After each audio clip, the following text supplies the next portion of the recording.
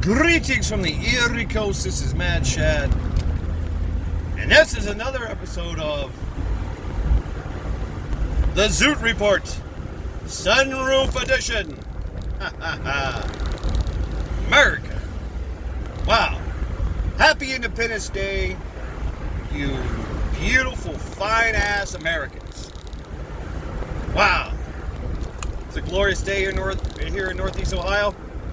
It is currently 85 degrees. I am going to go pick up a gun. Just sounds like the most American thing to do right now. Yeah. I'm digging it. I'm ready. Let's go. What am I getting? I'm getting a Gen 6 Glock. Yeah. But yeah, 250 years ago. What? 250 years ago, our forefathers signed the Declaration of Independence. They told a British monarchy that basically ran the world to kick rocks, leave us the fuck alone. We don't want your bullshit. We're done with it. Because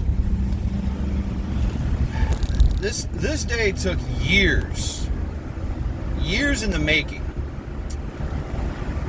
I'm talking years, lots of years, decades. Everybody considered themselves British for the most part. Like, yeah, we're British. That's just the way it is, you know. How you gonna fight the crown? They'll kick our ass. Oh well. I guess we gotta pay our taxes. Allow the tyranny to happen and all this bullshit. That's how people lived. They were accepting tyranny. They were literally accepting tyranny. Yeah. And there was a growing consensus around people, around the Americas. America! That, you know what, this is bullshit. We came here to get away from the crown, and it followed us and subjugated us anyway. What the fuck? We gotta get out of this. We gotta get away from this crown. And it took years to organize in secrecy, to plan, prep, lots of prepping going on, building networks, influencing people, having talks and discussions, kind of like what we did last night.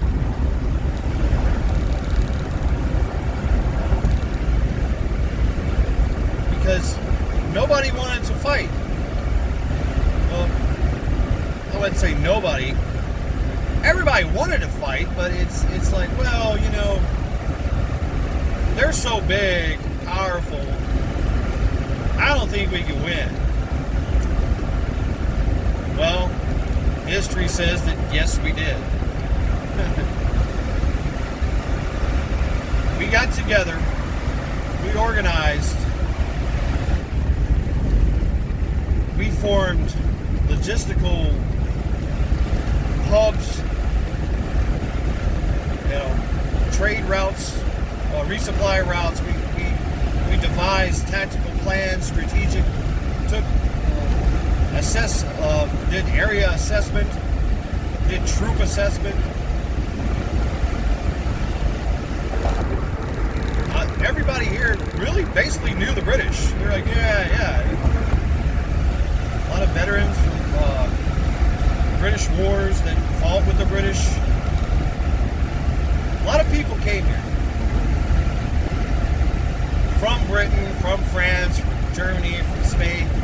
It was a bit of a mixture of people. I have to say, mostly white, yeah. But there was this growing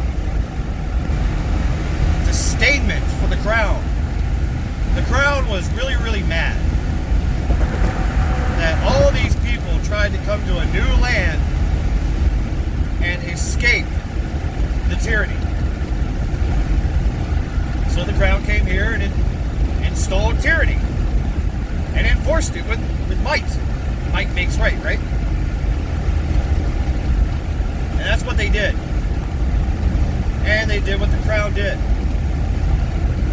They taxed everybody, overtaxed. They pushed people around. They did what they wanted. They took what they wanted. Just walk into your home and eat your breakfast. Have sex with your wife. Just normal day in the British Army. Subjugating all the king's, vassals. That's what they did. And people were like, well, that's just the way it is. It took years of people trying to influence other people and encourage them to stand and fight or to help the fight.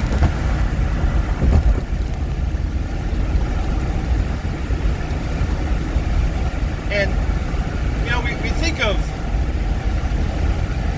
of things like Paul Revere, George Washington, George Washington having the Continental Army, and that's how it started. No, it didn't. It started grassroots. It started with regular old people like me and you that continued to meet and talk and said, you know what, we can do this. We can do this. We just have to be very organized. We have to decentralize. And we have to put in the work. And we, as people, have to do it together. Because one person's not going to do it. And if we fail, if one person fails in our system, the whole thing comes crashing down. So the network continuously built, practiced, discussed problems, engaged the shortcomings and shored them up, if you will. Like okay, we got to take care of this. This could be a problem. A lot of forethought, right? A lot of forethought. And these were people, just people. A lot of them were not military. They were just regular old people saying, well, we need to fight them. And we need to be smarter than them. We need to build a network of people all across the land that are willing to fight, train and fight, or help the fight. Because you need food, you need water, you need a place to hide. There are police reported ahead. Oh, there's police reported ahead, Joe.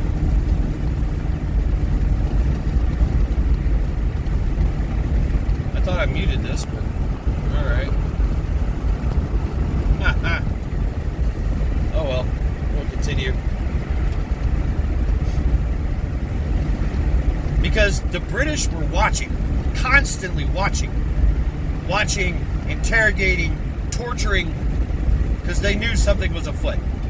They knew that the colonies were planning something. They had already been skirmishes and small little protests and rebellions that the crown had to literally forcefully put down.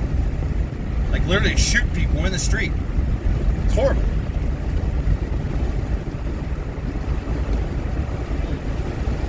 Skull.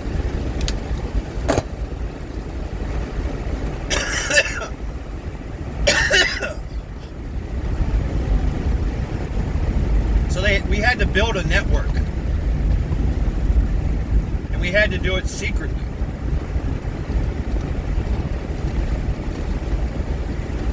We had to stage and hide things, We had to do counter surveillance. We had to do dead drops. We had to know a guy. And like I said, it was very decentralized. There was no real leader per se. That came later.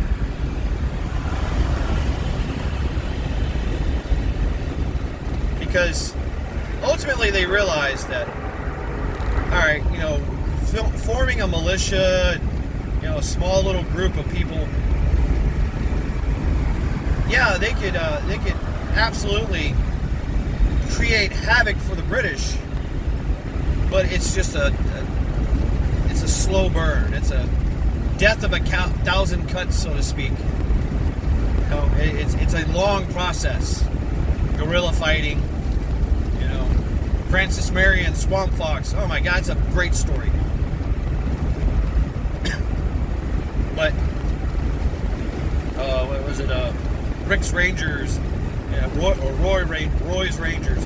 I mean, there's so many tales of Americans that just went guerrilla and, you know, created an impact. But it just wasn't enough. They needed that's where George Washington came in. After we declared our independence, George Washington said, "Okay, I'll be your general. Yep, let's make an army, an actual army, large enough force to take on the British, and we'll be orthodox and unorthodox." So you have to understand the way the British fought. It was a massive juggernaut, and they were used to fighting on the open fields of Europe. You know, which is the best way is to everybody get on line, fire, and then somebody behind you steps up, another line forms and fires again. That line is reloading because it was a process, and they just kept doing that and maneuvering, using artillery, using cavalry, until eventually they closed ranks, fixed bayonets, and went to work. Overwhelmed their enemy. Face to face, toe to toe, right? With superior numbers, and for that kind of fighting, superior tactics and strategies. Well, we chose not to fight their war.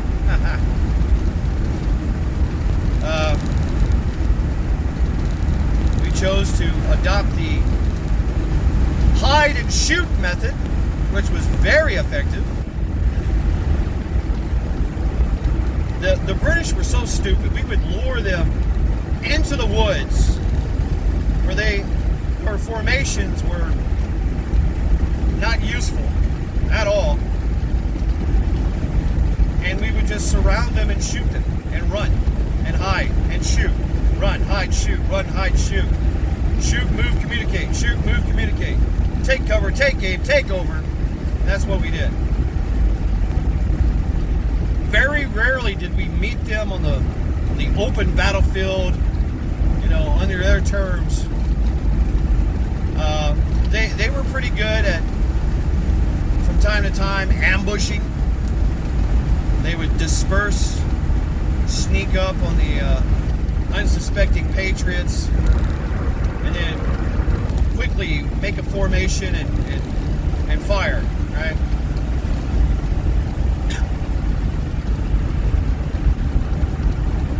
So, and this carried on for years, even after 1776. I mean, the 1814. This carried on for a long time. Fighting the British, winning, losing, dying, killing, creating some allies. We got help from the French. The French were like, well, because they wanted this country too. They're like, well, you know, we shouldn't get into this war. A lot of countries were thinking, all right, we got a full-on revolution going on here. So let this play out. And if the British are, weak enough, we'll take over the country. But the French were like, yeah, it's not going to happen. These guys, because the French had already started, have been here for, a century or two, or, decades to centuries. Like I said, this took a long time. And they're like, you're not going to win against the Americans. You're just not. They will fight to the bitter end. They will fight you with everything they have, tooth and nail. It's unconventional. It's unstoppable. Now the whole land is galvanized. All the people are galvanized, and those that still disagree, still help in some way, shape, or form. So the network strongly established. Wow.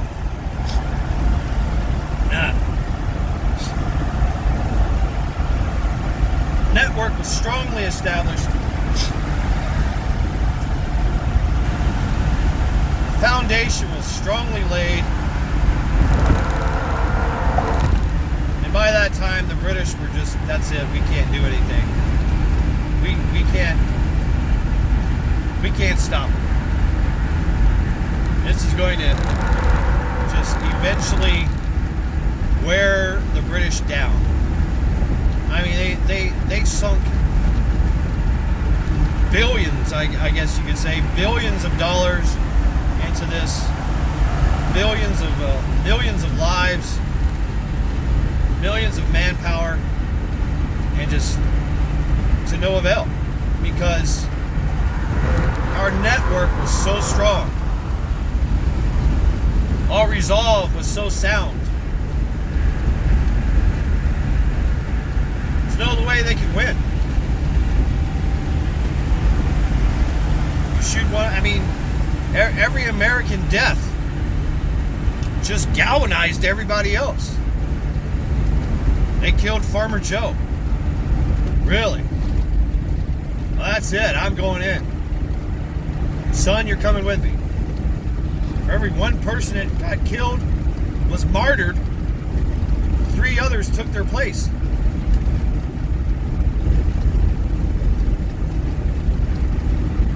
And the British were like, that's it. We cannot win. We cannot continue this fight because we will lose. The war of attrition. Sound kind of familiar? And we took key points, key locations.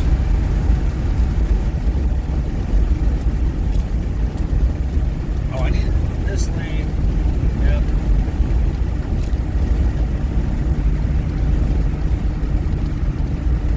And the British tried everything. They tried ramping up the tyranny. They overtaxed people. They raised. When I say raise, like R-A-Z-E-D, raised to the ground. They burnt people out. They tortured. They raped women, young girls.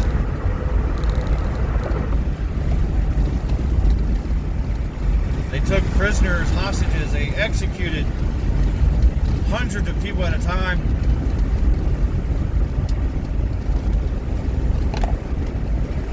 They would come in, slaughter all your animals on your farm, burn your barn down. It was just, yep, Mr. Long, was it Longshore? Yeah. The other guy. Yeah. They had absolutely ruthless generals that had experience in quelling uprisings of this nature, and they had brutal, heavy hands. horrible, horrible techniques, horrible tactics. Yet we as Americans still persevered and defeated them.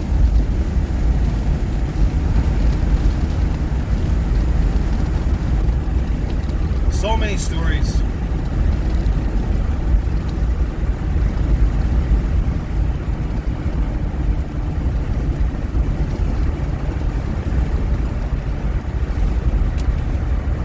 So don't forget that that's what happened for years until about 1812 or 1814, when we effectively just pushed the British out all the way from the Ohio Valley down to the Masses Mountain of Mississippi.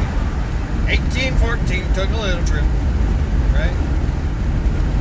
Took a little bacon and we took a little beads. Down to New Orleans, fired our guns and the British got a cup. Fire was born to do it all. I don't remember the song. We sung these songs forever. Still, I'm singing them now.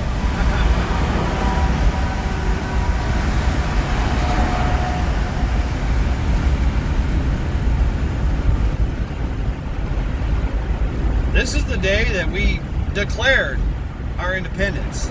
And it's also the day that the work started. Well, the work started a long time before that. This is when things wrapped up. This is when we said, all right, we're done hiding. This is official. We're going after you.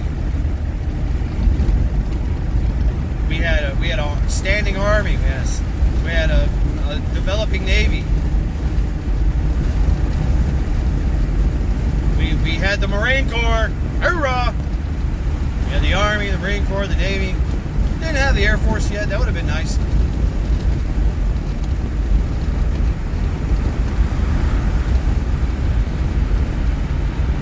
And we started taking the fight to the British. We crossed the pond. We had privateers and pirates working on taking down the British, going after their ships, bombing their ports, bombing their naval yards, destroying their ships middle of the night or on the open sea. Right? Commander Commodore, don't give up the ship!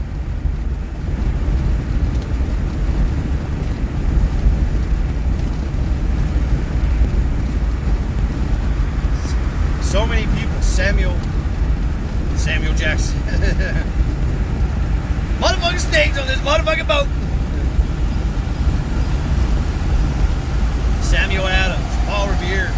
So many names that we all know. We've heard these names.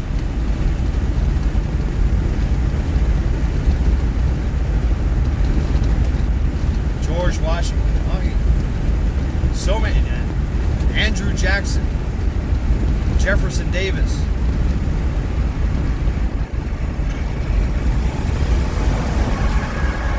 These names, these are names of great men. Actually, men like me and you. Normal, that got together and said, we have to do great things. The only way we're going to do this great thing is if we all get together.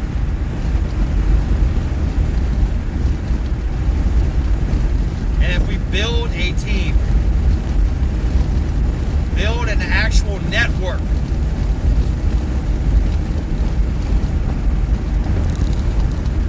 put aside our differences, or we can discuss them, because obviously you need to, right? Make sure everybody's on the same page, and you're an argumentative lot.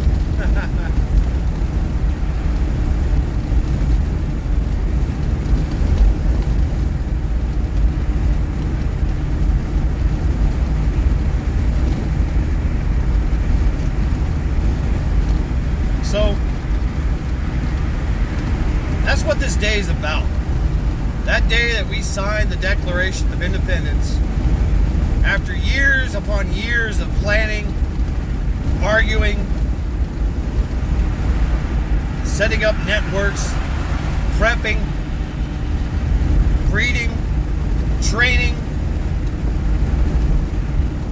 developing strategies, developing a course of action, recruiting, influencing,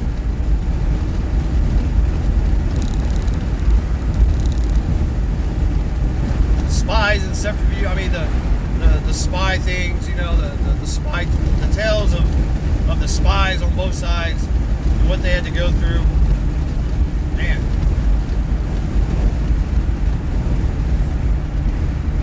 What happened at the beginning of this country is the stuff of legends. Literally, the stuff of legends. Amazing tales. Amazing feats of incredible intestinal fortitude, ingenuity, grit, determination. I mean, they didn't have any creature comforts that we had. They had to do everything by hand.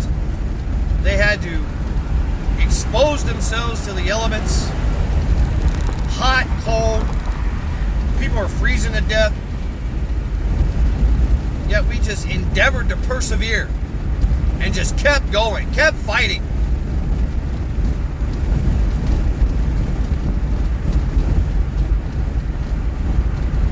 What we did to the British, we taught the world.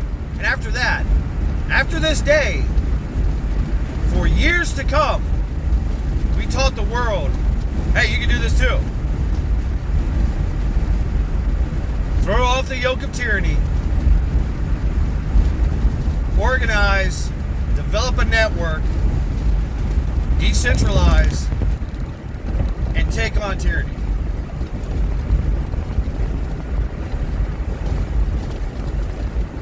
Freedom.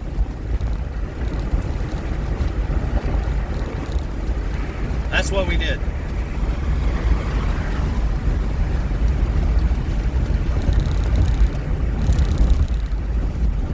Yeah, we had help. The French, you know, the French had already had, like, I don't know, 3 revolutions under their belt. They knew a thing or two. They sent their advisors, and they sent troops. A lot of mercenaries came from France.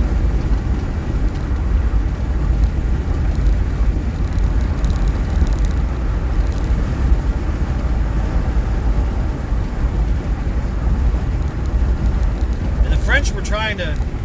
They had shifted. They were already working with the Indians. We had Indians fighting with us too. The Indians had joined the French and taught them how to fight. Hide and shoot. Don't be a target. Take a shot and move. Disappear into the woods. Fight smart.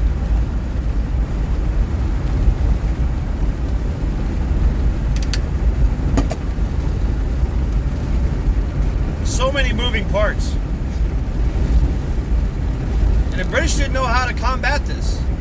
The only thing they knew was to throw more money at it, throw more bodies at it,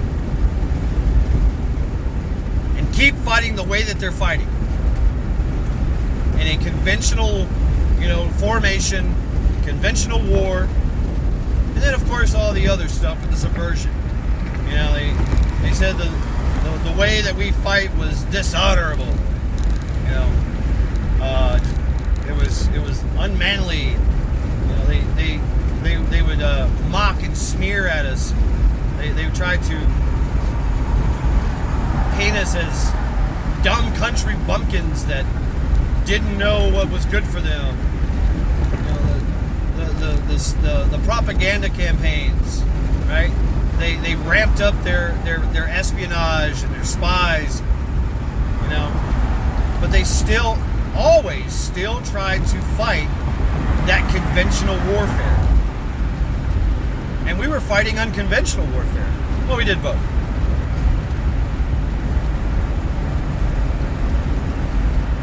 What's the definition of insanity? Doing the same thing over and over and over again, trying to get a different result, right? And it worked for them in the past. You know, just throw all the money at them, throw all the bodies. That we need more bodies, we need more money, and eventually we'll win by overwhelming them. Didn't work. Did not work.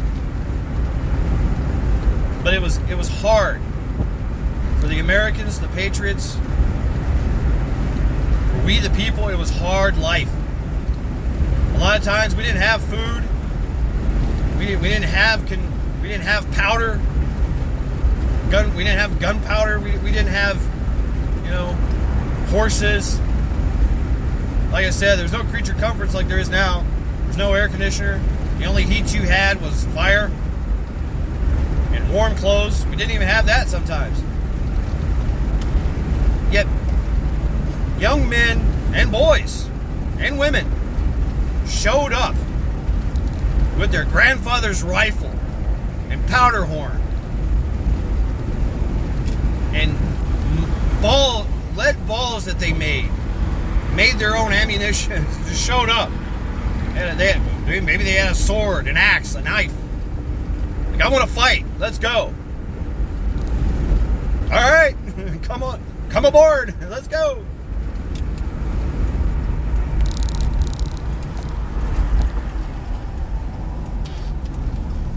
So many stories of just common, everyday, average folk rising to the occasion, becoming heroes. I can't think of her name. The woman that kept a battery, a cannon battery, kept it going. Was firing cannonballs at the British for forever until she herself got shot. Because everybody that was operating the cannons got shot. So it was just her. And she's running like a battery, like whatever a battery is. 3, 5, whatever.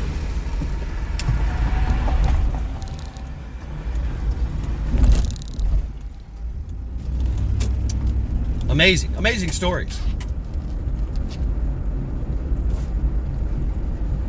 Young kids running ammunition back and forth under fire. Just crazy. Absolutely crazy. Amazing stories. And the horror that the British felt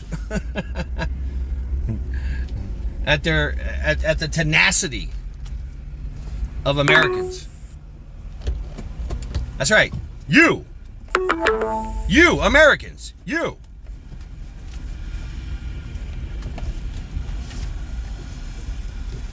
So I'm here. I have arrived. Let me go get my pistola. So happy 4th of July. Happy Independence Day. You great Americans, you. Thank you very much for hanging out with me on this Zoot Report.